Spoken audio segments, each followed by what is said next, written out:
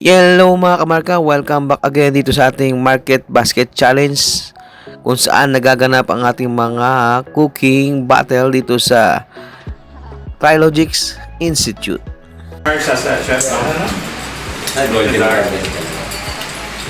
Okay na mo. Sa bagay, pagka medyo maputla din, medyo pangit din, no? Ano kasi pag flip niyan, parang nag-o-omelette ba? Yes. Medyo may tapos lahat sa iyo. May curry. Sigurado, taste din ganda, basta maganda yung pagkakabuo. So with rice. Ayan.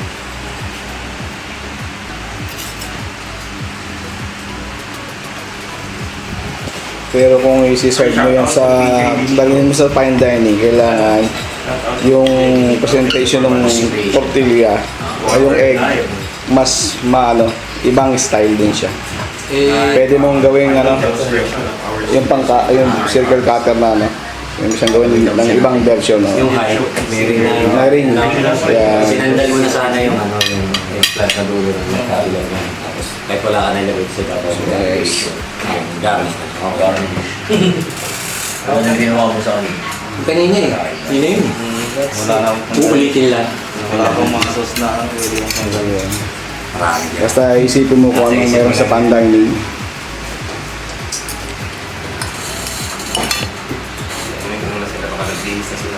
Correct pa tayo sa lahat. Mga katrits, di tayo mapahuli dyan. Titikim din tayo.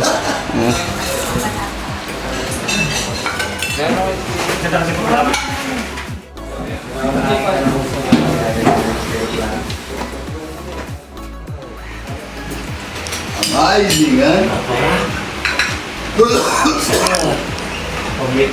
Explain, love you.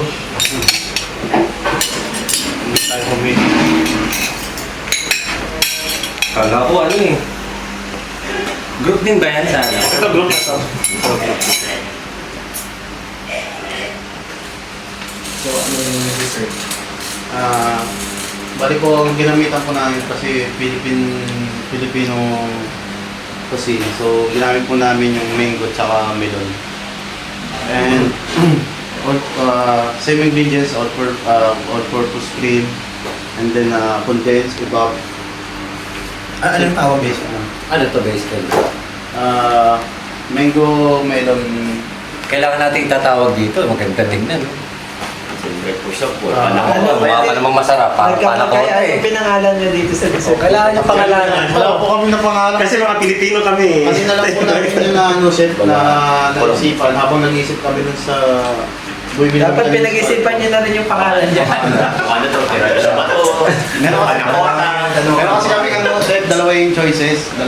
Ano yung unang choice? Yung coffee, common Coffee na- jelly. Coffee jelly, Coffee common jelly. na Too yun. much. Common na yun. So, Ito. decide na lang kami na ito na lang. Pero anong pagkakagawa ng pagkain? Anong classification? Tama yung tanong nila. Tiramisu ba to? Panakota ba to? Brulee ba yan? Okay, di ako. Kasi Yung ano, nilagyan mo ng nakapag-upgrade kayo ng lady isang finger. officer na Pilipino, papangalanan nyo na lang. Invent ko na lang. Kahit invento kayo. Hindi, ano siya, sa Pilipinas, marami tayong mango. Hindi, mango melon mo halabi. Mango and melon lang po. Mango melon. Pero siguro, pwede naman siguro, no? Apply natin sa Meron Pilipinas. siya nilagyan namin siya ng garnish na chocolate caramel. Pero hindi siya Hindi lumaban ang kulay. Hindi lumaban.